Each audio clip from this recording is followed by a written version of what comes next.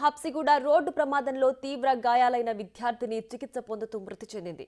Auto driver పరిస్థితి విషమంగా ఉందని డాక్టర్లు చెప్పారు. ఉదయం హబ్సిగూడలో ఆర్టీసీ బస్సును వెనక నుంచి ఓ ఆటో ఢీకొట్టింది. దీంతో ఆ ఆటో బస్సు కిందకు దూసుకెళ్లింది. ఈ ప్రమాదంలో ఆటో డ్రైవర్తో సహా సాత్విక అనే యువతికి తీవ్ర గాయాలయ్యాయి. ఆటో పూర్తిగా నుజ్జునుజ్జైంది. ఘటనా స్థలానికి చేరుకున్న పోలీసులు గాయపడిన వారిని ఆసుపత్రికి తరలించారు. చికిత్స పొందుతూ సాత్విక మృతి చెందింది.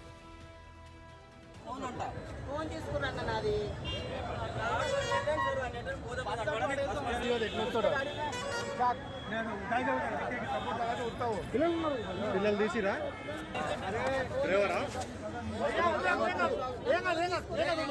వస్తుంది ఫోన్ తీసుకురన్న నాది. హలో బ్రదర్,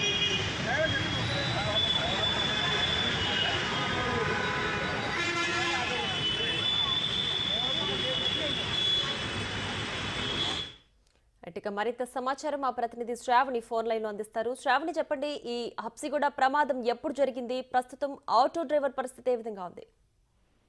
ఈ రోజు ఉదయం స్కూల్ కి వెళ్తున్న ఒక ఆటో ఆగి ఉన్న బస్ ని వెనుక నుంచి ఢీకొట్టడం జరిగింది. ఈ ఘటన జరిగే సమయంలో ఆటోలో డ్రైవర్ తో పాటు సాత్విక అనే అమ్మాయి కూడా ఉంది. సాత్విక నివసించేది తార్నాక సెక్టర్ 1 మరియు ఆమె చదివే స్కూల్ గౌతమ్ మోడల్ స్కూల్ హబ్సిగూడలో ఉంది.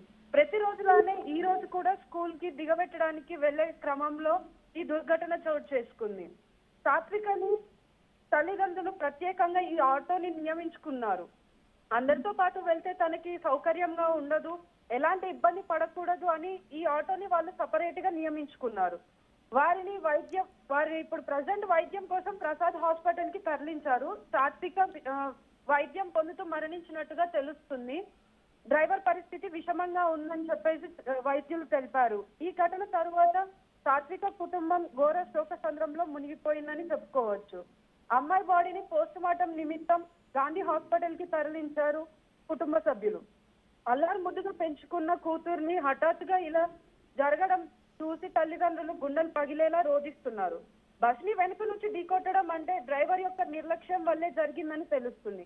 అతివేగం కూడా ఈ ఘటనకి ఒక కారణమనే చెప్పొచ్చు. ఈ మొత్తం ఘటనలో కూడా తప్పు అంతా డ్రైవర్దే అని చెప్పేసి అక్కడున్న ప్రజలైనా కానీ పోలీసులైనా కానీ తెలుపుతున్నారు. Right Shravani, thanks for the updates.